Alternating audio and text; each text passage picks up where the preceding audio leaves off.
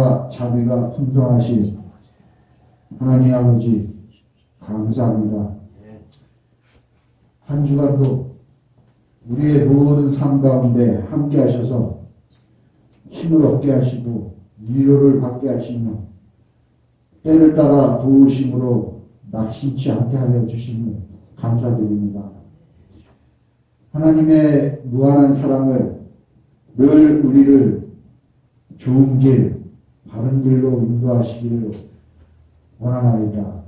육신의 정욕을 쫓아 세상 것만을 치중하는 저희들은 하나님께 의뢰하고 맡기기보다는 내가 앞서고 내가 선택하며 분별치 못하고 온전히 내 안에 주인 삼아 들이지 못하고 내가 주인된 삶을 살았음을 이 시간 고백하오니 저희들의 죄를 용서하여 주시옵소서. 나아가고 주께로 나가며 힘주시고 내 주함을 오시서 주시네. 내가 주께로 지금 가오니 십자가의 보혈로 날 씻어 주소서. 나로 하신 온전한 믿음과 또 사랑함과 평안함 다 주려 하리. 내가 주께로 지금 가오니 십자가의 보혈로 날 씻어 주소서. 큰 죄야 못받아 날 길을 얻었네. 한없이 넓고 드는데 베풀어 주소서. 내가 주께로 지금 나오니 십자가의 보혈로 날 씻어 주소서. 그 피가 맘 속에 큰 증거 됩니다. 내 기도 소리 들은 다 허락하소서. 내가 주께로 지금 가오니 십자가의 보혈로 날 씻어 주소서. 본문을 보면 예수님께서 십자가에 매달려 돌아가시기 전에 그 전날에 예수님께 물어봤어요. 제자들이. 그때 예수님께서 종말에 관한 말씀을 하셨어요. 마태복음 24장 1절에 보니까 대답하여 이르시되 너희가 이 모든 것을 보지 못하느냐. 내가 진실로 너희에게 이르노니 돌 하나도 돌 위에 남지 않고 다 무너뜨리리라. 재난의 징조가 시작된다는 말씀을 제자들에게 하셨습니다. 주의 임하심과 세상 끝날에는 무슨 징조가 있사오니까 예수님께서 너희가 사람의 미혹을 받지 않도록 주의하라. 많은 사람이 내 이름으로 와서 이르되 나는 그리스도라 하여 많은 사람을 미혹하리라. 난리와 난리의 소문을 듣겠으나 너희는 삼가 두려워하지 말라. 곳곳에 기근과 지진이 있으리니 이 모든 것은 재난의 시작이니라. 거짓 선지자가 많이 일어나 많은 사람을 미혹하겠다라는 주님의 말씀이십니다.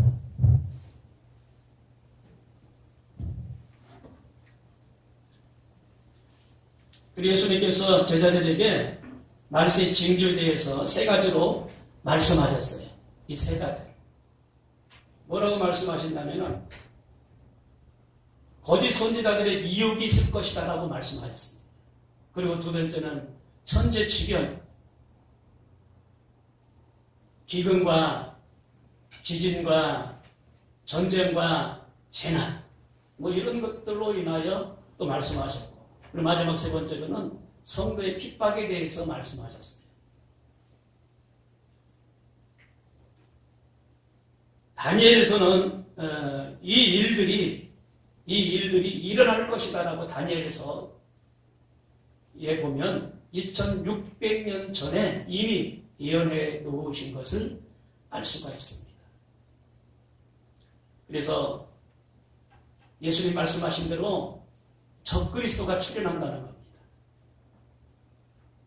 본문 3절 4절에 보니까 예수님께서 감람산 위에 앉으셨을 때에 제자들이 조용히 와서 이르되 우리에게 이르소서 어느 때에 이런 일이 있겠사오며 또 주의 임하심과 세상 끝에는 무슨 징조가 있사오니까 예수님께서 대답하여 가라사대 너희가 사람의 미혹을 받지 않도록 주의하라. 아멘. 너희가 사람의 미혹을 받지 않도록 주의하라고 말씀하셨습니다.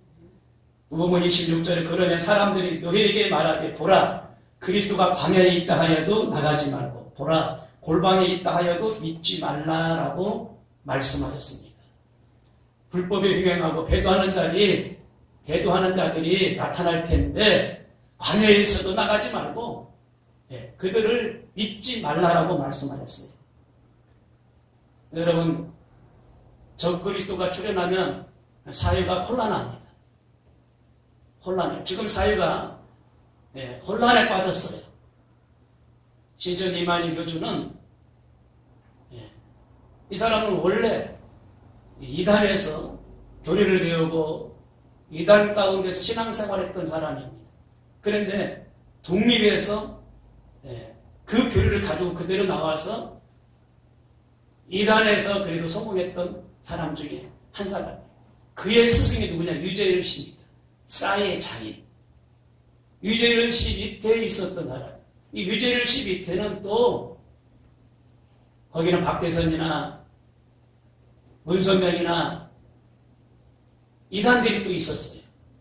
근데 그 위에 보면은 거기는 김백문이라는 사람이 나타납니다.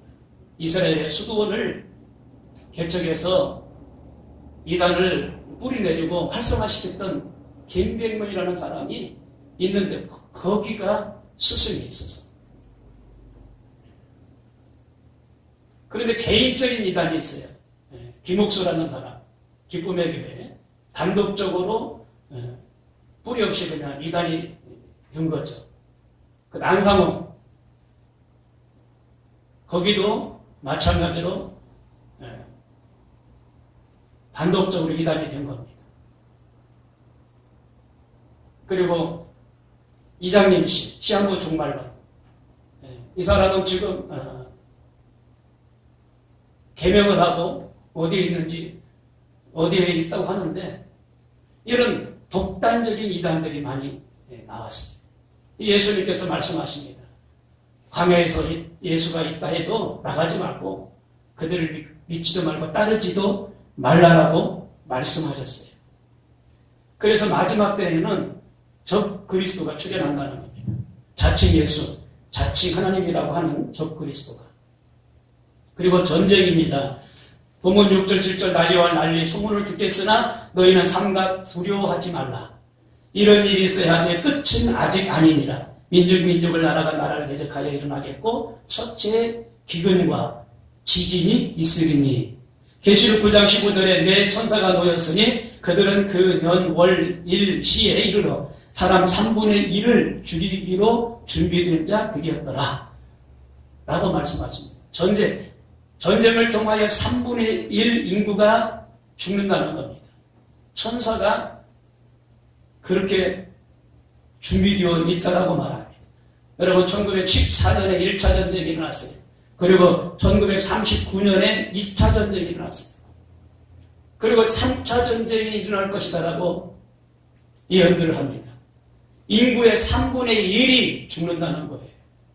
전쟁을 통하면 먹고 마실 음식이, 양식이, 물이, 그리고 공기가 오염이 돼서 그리고 전쟁의 공포로 3분의 1이 죽는다는 이야기입니다. 그리고 기근과 지진과 온역입니다. 마태복음 24장 7절에 보니까 민족이 민족을, 나라가 나라를 대적하여 일어나겠고 곳곳에 기근과 지진이 있으리니 이 모든 것은 재난의 시작이니라 말씀하셨어요.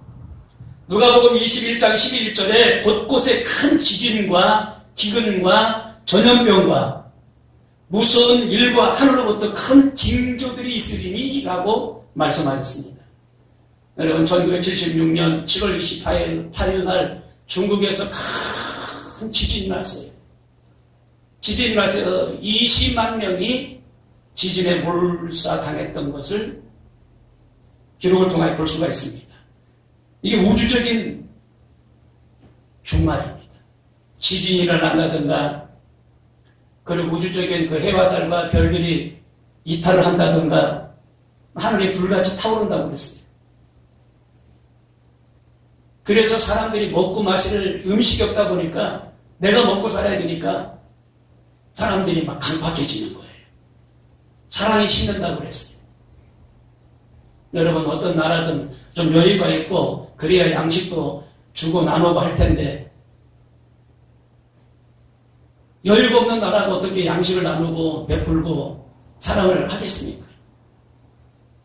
그러니까 그런 전쟁이나 기근, 원역을 통하여 양식이 떨어져, 양식. 먹고 마실 양식. 물전쟁이 일어나고요. 예, 이 먹는 게 큰 문제예요. 그러다 보니까 사랑이 식어져서 서로 믿는 자를 고발하는 그런 시대가 말세 때 일어난다는 겁니다. 모든 질서와 조화가 파괴됩니다. 그로 인해서 사람들의 두려움과 이 자연의 고갈로 인하여 영리하고 두려움의 그 공포 가운데 휩싸이게 된다는 겁니다. 예루살렘이 함락되리라고 예언을 하셨어요. 실제로 예루살렘은 AD 70년경에 로마의 기부장군을 통하여 무너졌는데 이 성전이 파괴될 거라는 것을 예언했어요. 그들의 칼에 사람이 죽었고 그 성이 포위당해가지고 먹을 양식이 공급이 안 되니까 굶어서 죽었고 그 일들이 예언이 되어 있어요. 여러분 이 시대는 지금 때가 때인 만큼 정말 깨어서 기도하면서 믿음을 지켜나가야 될 때가 지금인 줄로 믿습니다. 처처에 기근과 지진이 있다라고 말하고 있습니다. 전쟁을 통하여 자연스럽게 나타나는 이 기근, 전쟁을 하다 보니까 땅에 씨를 뿌릴 여력이 없죠. 땅에 씨가 뿌려졌더라도 열매를 맺을 그런 시간적인 여유가 없지요. 그러다 보니까 기근, 땅에 진동이 일어나서 지진. 여러분 땅속에 핵실험을 하게 되면 땅에 진동이 일어나요. 진동. 땅에 금이가 멍이 들어. 그리고 밑에 마그마라는 불이 있는데 이 마그마가 화산 폭발을 일으키는 거죠. 이 지진. 말세 때가 되면 이런 일들이 일어난다는 겁니다. 엄청난 환란이 온다는 겁니다. 전쟁과 지진 그리고 병마로 시달리며 경제적인 난리로 물가는 도무지 잡을 수가 없게 되고 굶어 죽는 사람들이 지구촌에 속주할 것이다라고 이야기를 합니다. 여러분 지금 베네수엘라를 보시면 압니다. 베네수엘라가 석유 95%를 석유로 수출해서 먹고 살았던 나라입니다. 그런데 재정 파탄이 일어나 버렸습니다. 그들이 가지고 있는 그 돈다발을 한가만 갖다 줘도 쌀 한 포대 살 수 없을 정도로 그들의 그 가치가 떨어져 버렸어요. 인플레이션이 130%까지 치솟아 버렸어요. 그들의 그 돈 가치는 휘주 조각이 돼버렸어요. 아무 가치가 없었어요.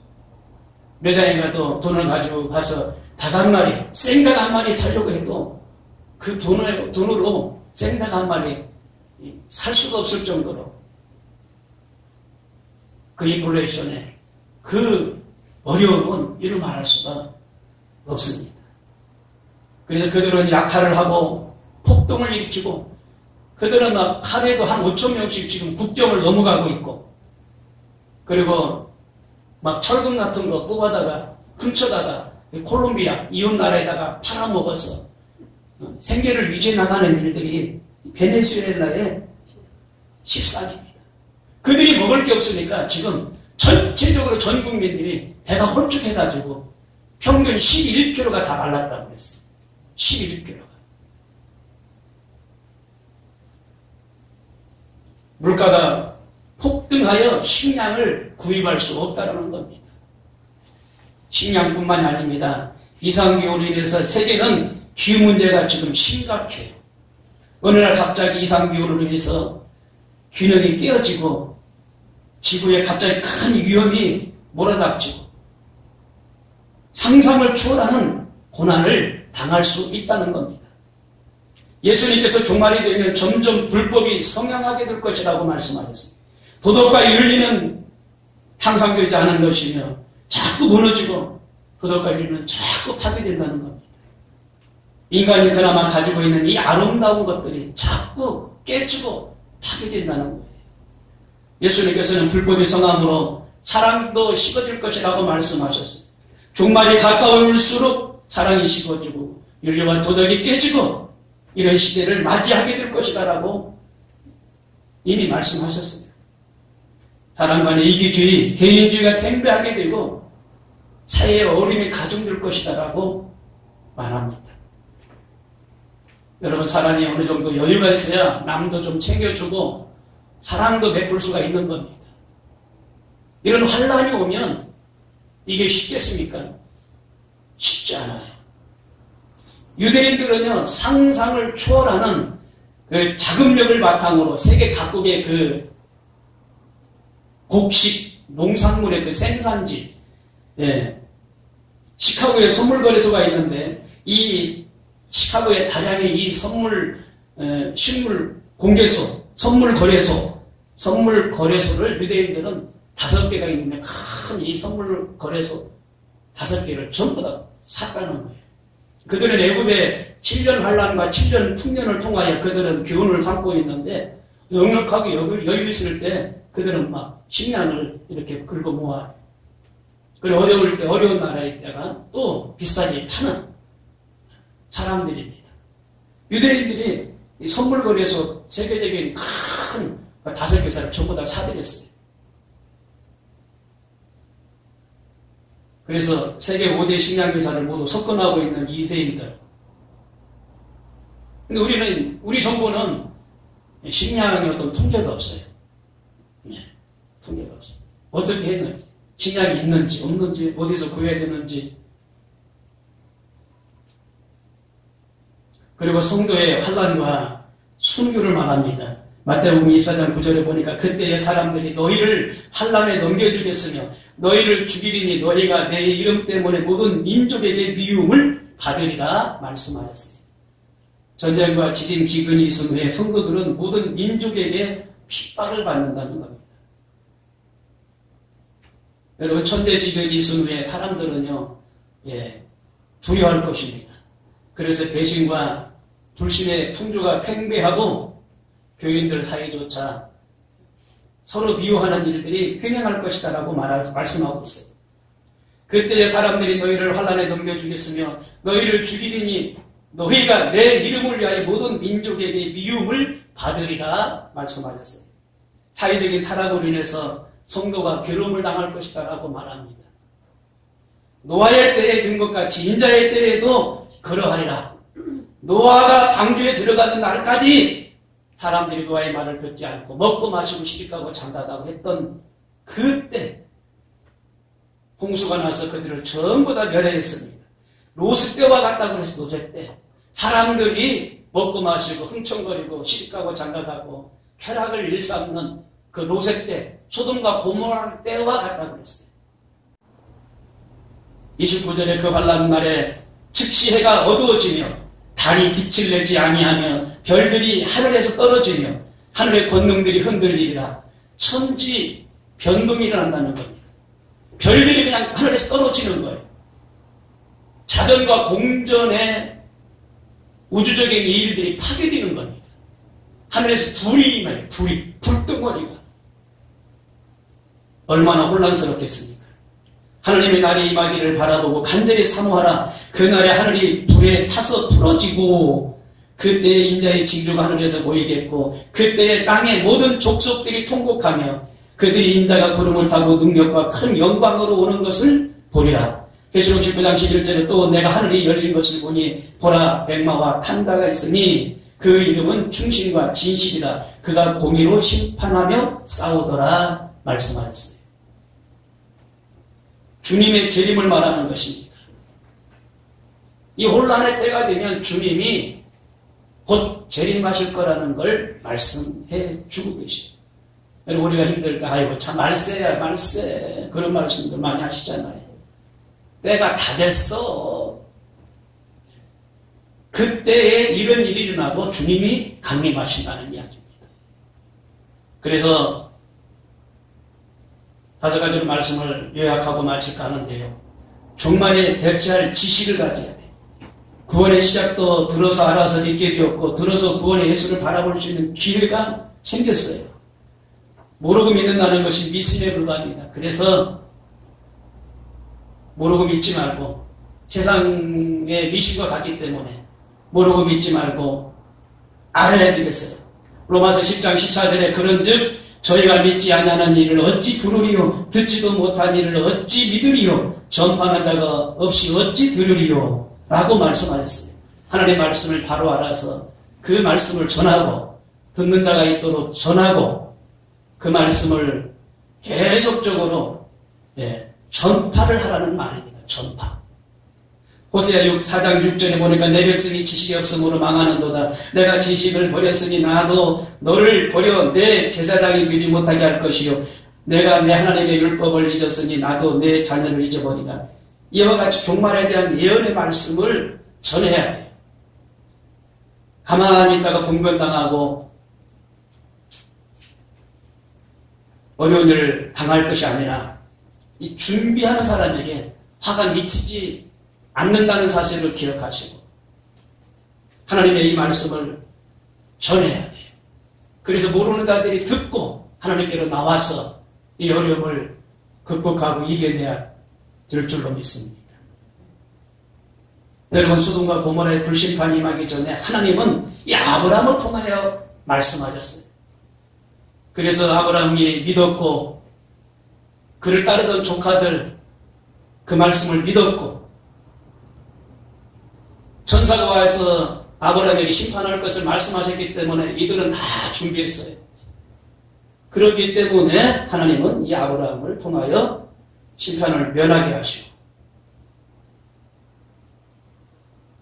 그 아브라함을 통하여 열국가 야부가 되게 하시고 홍수 이후에 큰 놀라운 번창과 풍요로움을 주신 줄로 믿어야 됩니다.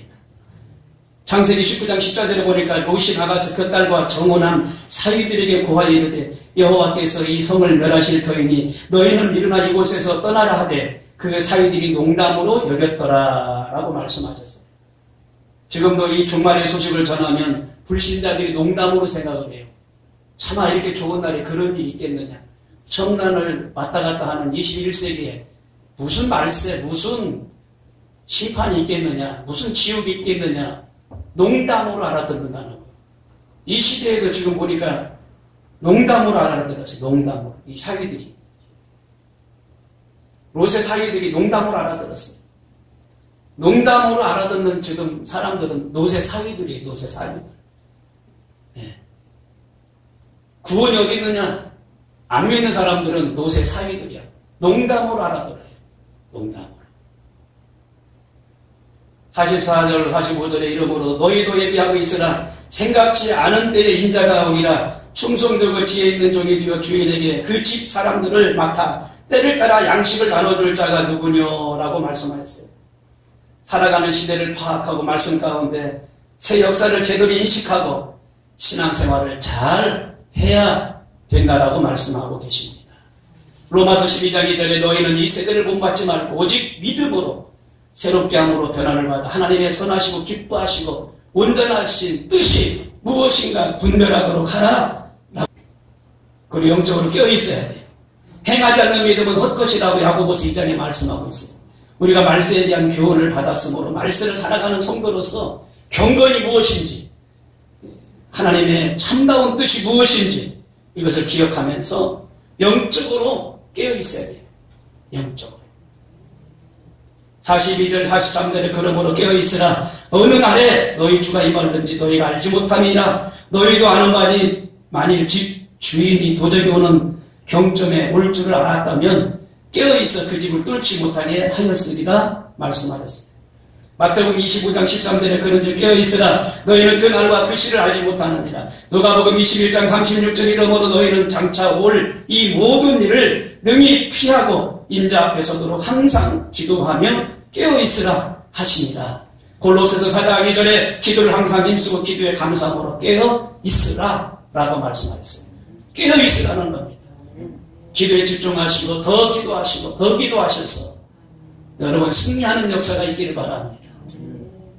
기도를 여러분 이틀만 안 해봐요. 목이 꽉 잠겨가지고요. 힘들어요. 육이 힘든 게 아니라 기도 안에서 영이 힘들으니까 육도 따라서 힘들고 힘들어요. 여러분 힘들으니까 집에서 이틀만 쉬라고 누가 했을 때 이틀만 집에서 계셔봐요. 침대에서 안방에서 거실에서 왔다 갔다. 이건 쉬는 게 아니에요. 더 힘들어. 우리가 기도를 안 하면 이와 같아요. 더 힘들어. 기도해야 돼요. 기도 이틀만 안 하면 벌써 느낌이 와. 알아, 벌써. 그러면 또 기도하게 되고, 그 은혜를 회복하게 되고, 성령님 의지하게 되고, 그렇게 하고 있어요. 쉬는 게 더 힘들어. 쉬는 게. 해녀들이 그런다고 하잖아요. 아이고, 할머니, 힘들으니까 오늘은 그만 나가세요. 바다 그만 나가세요. 아니야. 나는 바다 나가는 게 나는 살 것 같아. 집에서 쉬고 있으면 온 몸이 쑤셔서 안 된다는 거예요. 그러니까 해녀들은 그냥 매일같이 물질하러 바다에 나간다는 거예요. 기도도 그렇습니다. 항상 깨어 기도하시고 기도하면 영혼이 잘 되셔서 범사가 잘 되고 강건함으로 역사하실 줄로 믿습니다. 그리고 세 번째는 정신을 차려야 합니다. 만물의 마지막에 가까웠으니 그러므로 너희는 정신을 차리고, 정신을 차린다는 것은 진실하고 착한 마음의 상태를 유지하는 것을 말합니다. 많은 사람이 악을 행하며 미련하게 사는 것은 마음의 진실을 잊어버리고 정신을 차리지 않았기 때문에 그래요. 요즘 눈 뜨고 고백한다는 말이 있습니다. 그래서 사람이 조금만 정신을 차리지 않으면 길을 잃어버려요. 도둑도 맞아요. 그리고 큰 불상사가 생기기도 합니다. 그래서 도둑 맞기 전에, 길 잃어버리기 전에, 큰 불상사가 생기기 전에 정신을 차려야 돼요. 어느 후배 여자 목사님이 글을 올렸는데 아버님이 군인 장교 출신이야. 집에 오면은 말이죠. 딸 아들 할 것 없이 다 모아놓고 정신 똑바로! 아버님이 하시는 말씀은 그 말이야. 정신 똑바로. 이 목사님이 이제 진학을 해서 목사님이 돼가지고 교회 목표 정신 똑바로. 가정의 교훈 정신 똑바로. 그 아버님의 그 군인 정신 똑바로. 그 말씀이 어렸을 때 이게 막 마음에 막혀가지고 지금까지도 60이 다 됐는데도 정신 똑바로. 여러분 에베소서 5장 18절에 보니까 술 취하지 말라. 이는 방탕한 것이 오직 성령의 충만함을 받아라.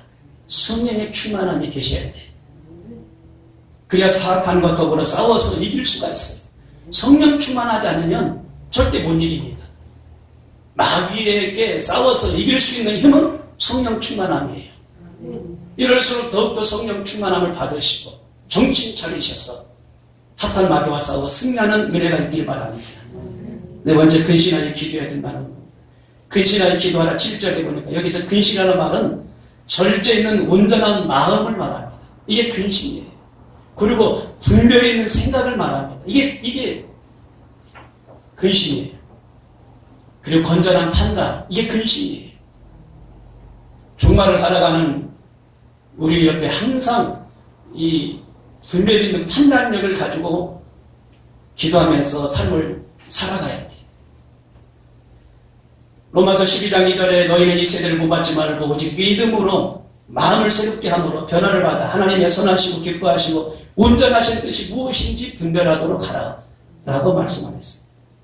우리는 분별의 영으로 분별하면서 삶을 살아가야 돼.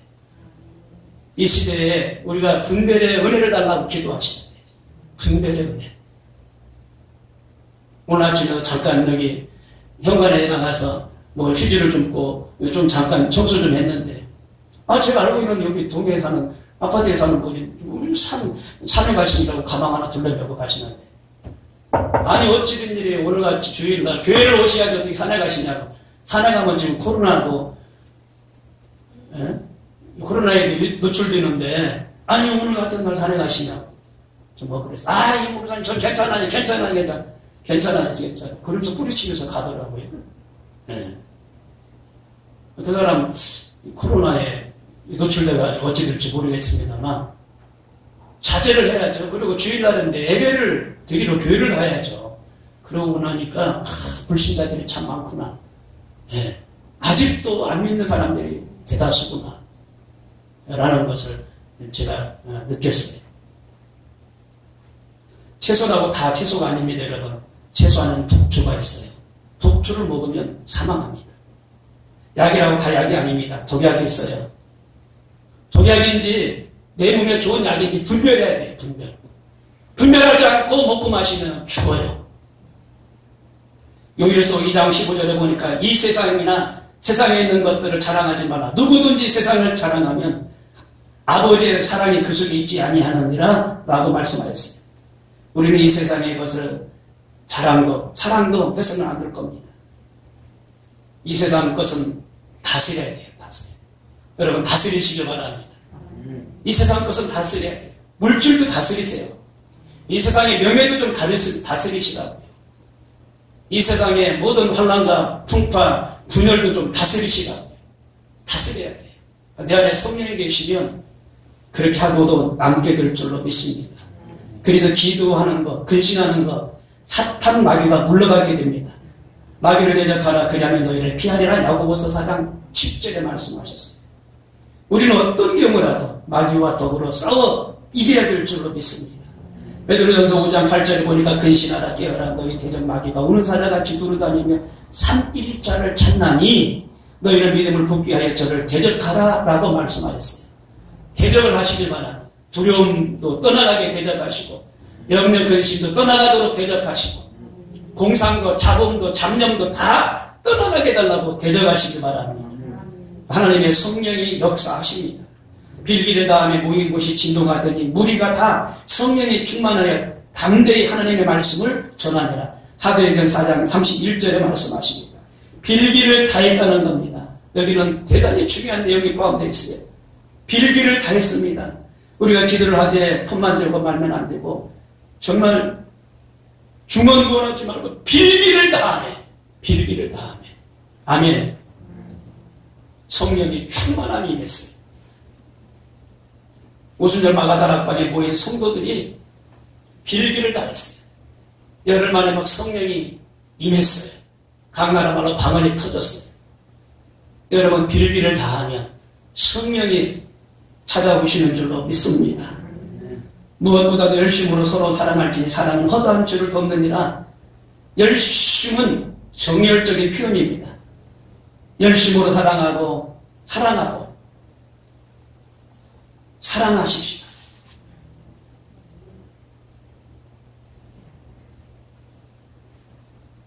주님의 계명을 완수하는 일이 된다는 겁니다. 새 명령을 내게 주노니 서로 사랑하라. 내가 너희를 사랑한 것까지 너희도 서로 사랑하라.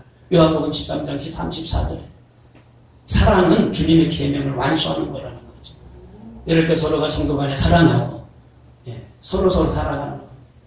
저는 정말 여러분을 사랑합니다.